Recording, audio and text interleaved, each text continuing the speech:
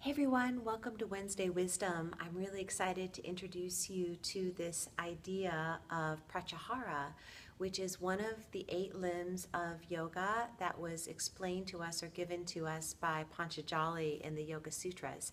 So Pratyahara, what is that exactly?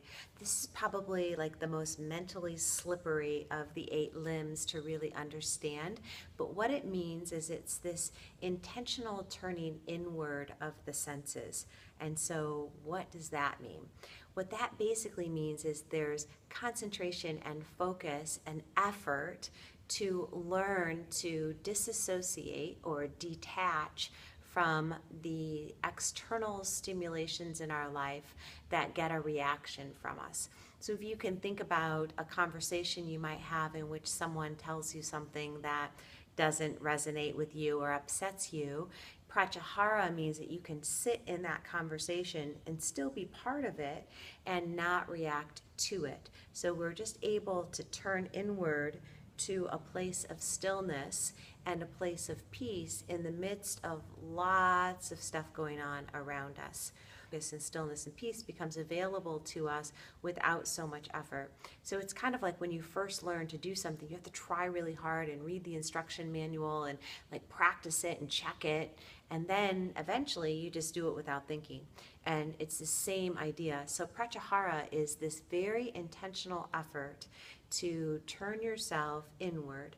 And this doesn't mean to detach from people around you. It really means, in some ways, to be more heart connected.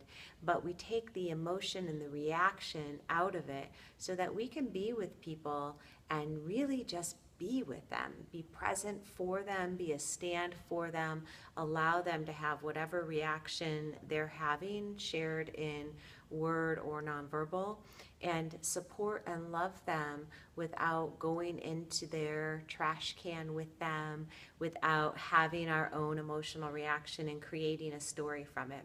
So Pratyahara is something you can practice every single day because our lives are constantly being like bombarded with external stimulation, a lot of which can create stress, anxiety, frustration, anger, irritation, sadness, victimhood, kind of you name your MO.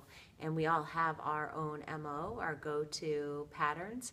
And so this is just saying, hey, I recognize I have patterns and I'd like to do this differently and better. So I'm going to begin to work on this and to just allow myself to take deep breaths, come back to my heart, continue to just breathe deeply and be more of a witness to what's happening, loving fully, fully open to the experience, but non-reactive. So practice that, and if you're at the studio, let me know how it's going because I'd love to hear, and I hope you have a fabulous day. Namaste.